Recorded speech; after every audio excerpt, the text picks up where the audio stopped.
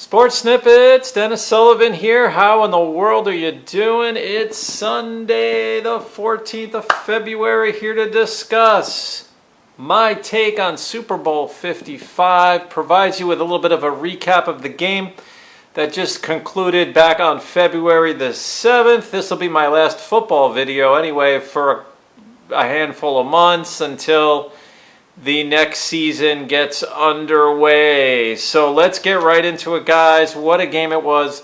Tampa Bay Buccaneers winning their second Super Bowl in franchise history by a score of 31-9. It really was not a close game at all. The Buccaneers pretty much dominated play from beginning to end.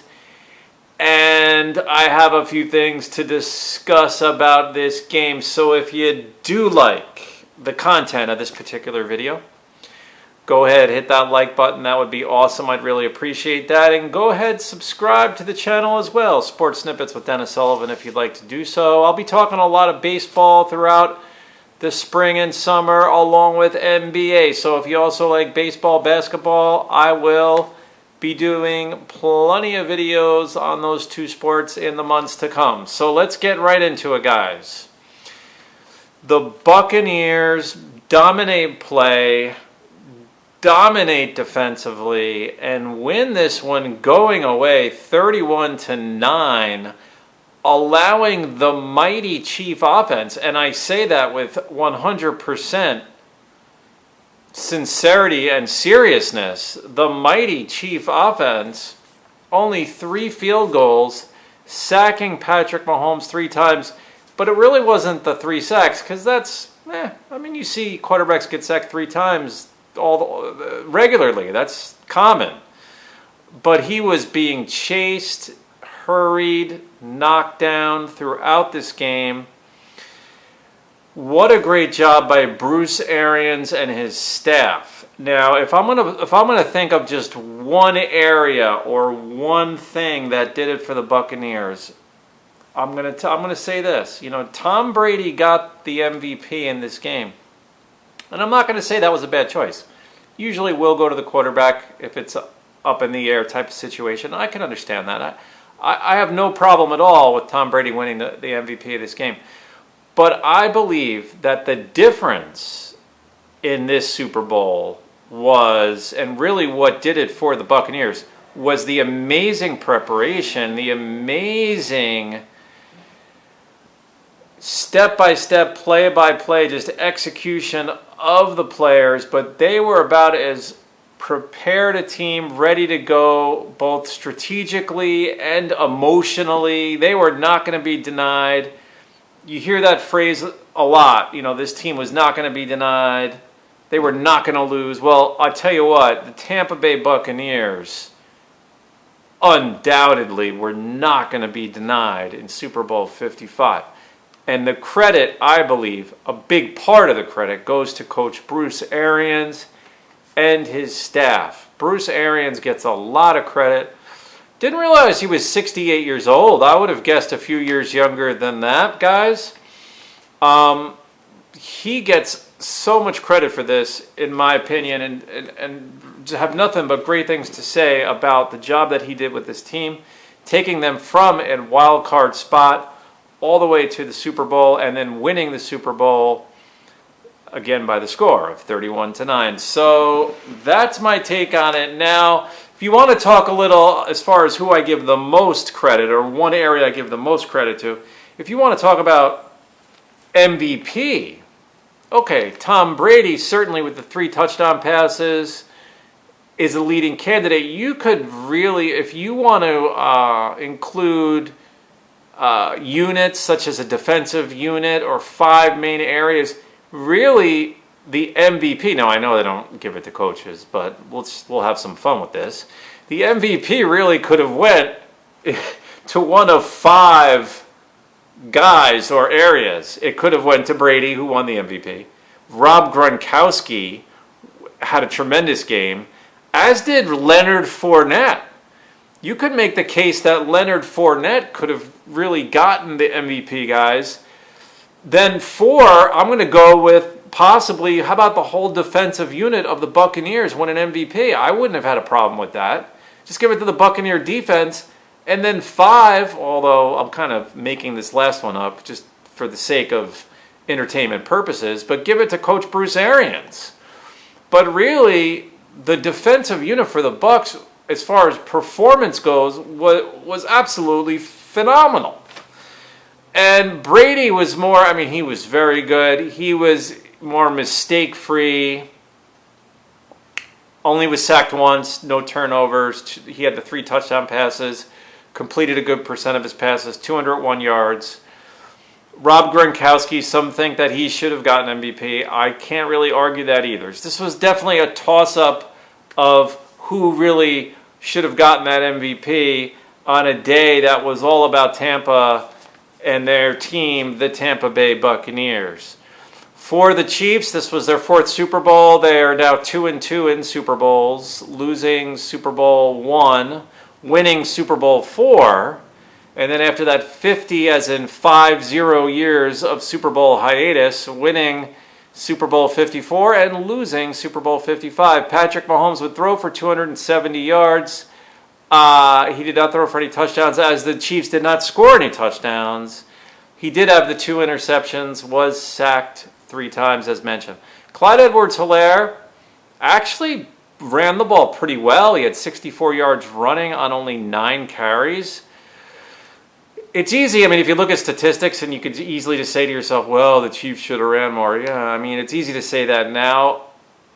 It would have been interesting, though, if they kind of stayed on with the run maybe a little bit more, if that would have changed the scope of things. Not saying they would have won the game if they did that, but they were having success on the ground. Mahomes also, as you may recall, he had a couple of nice runs in the first quarter.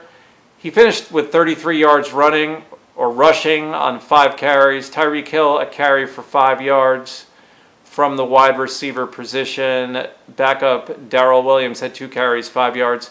Travis Kelce had a nice game for the Chiefs, as has been the case all postseason. I mean, he's arguably the best tight end wide receiver ever. I mean, the guy is amazing. He had 10 catches, 133 yards. Tyreek Hill was held in check. As you may recall, Tyreek Hill had a phenomenal AFC Championship and AFC Divisional Round games, and he's a big game guy, as Tyreek Hill. Was held pretty much in check, 7 catches, 73 yards. A lot of receivers would take that stat line, but don't forget, Tyreek Hill was putting up like double those yardage numbers in some of these games. Edwards-Helaire out of the backfield, 2 catches, 23 yards. Sammy Watkins, a catch, 13 yards. Some of the complimentary guys for the Chiefs were pretty much non-factors. Demarcus Robinson, a catch for 11 yards. Williams out of the backfield, 2 catches, 10 yards. McCole Hardman, who was producing there for a few games there and had a couple of nice games in the playoffs.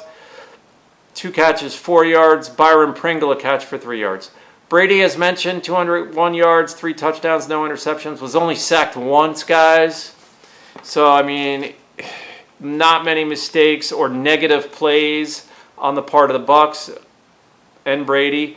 Leonard Fournette, as mentioned, had a nice game. He would carry the ball 16 times for 89 yards and a touchdown, and really helped them control the clock when they needed to do that, when they were up in the second half. Ronald Jones also had a nice game, 12 carries, 61 yards. So between Fournette and Jones, you're looking at 28 carries for about 150 yards. Brady had 4 carries, minus 2 yards, but that's victory formation stuff when they're kneeling down. Scotty Miller had a carry there for minus 3 yards. Rob Gronkowski, 6 catches, 67 yards, and the big 2 touchdowns receiving. That was huge. Fournette had 4 catches out of the backfield, 46 yards. So Fournette, I mean, he had a nice game overall. I mean, you're looking at about, let's see, guys, you're looking at about almost 140 total yards for Leonard Fournette. Mike Evans was quiet, 1 catch, but it was for 31 yards. Cameron Brate, 3 catches, 26 yards, the backup tight end. Antonio Brown, well, I don't know. Him and Gronkowski are both the tight ends. I don't know who backs up who, to be honest. They're both starters. How about that? Antonio Brown had 5 catches, 22 yards, and the touchdown reception in the first half. Chris Godwin had 2 catches, 9 yards. So if you look at Godwin and Evans, they only combined for 40 yards receiving.